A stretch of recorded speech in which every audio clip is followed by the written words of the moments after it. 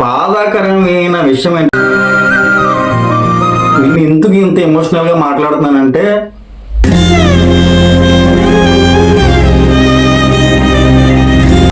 ఇన్ఫ్లుయెన్సర్లు అంటే తక్కువ ఏం కాదు. అందరికీ నమస్కారం.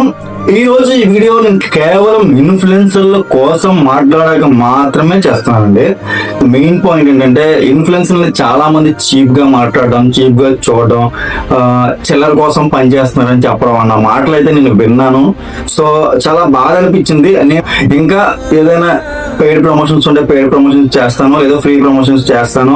సో నాకు నా ఛానల్లో నాకు నచ్చినట్టుగా నేను చేస్తూ ఉంటాను. సో చాలా మంది అయితే కనుక, చాలా మంది అంటే 100కి 99% మంది అయితే కనుక మనల్ని అభినందిస్తూనే ఉంటారు.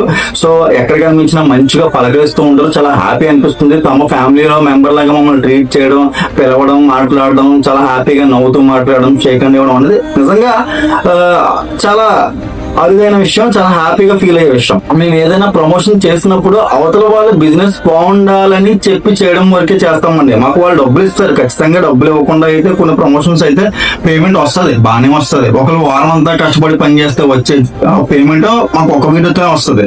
సో ఇక్కడ మెయిన్ పాయింట్ ఏంటంటే, ఇక్కడ ఏదో సోది చెప్పేస్తున్నాము లేకపోతే చిల్లర కోసం పనిచేస్తున్నాం అన్నది కాదు మ్యాటర్.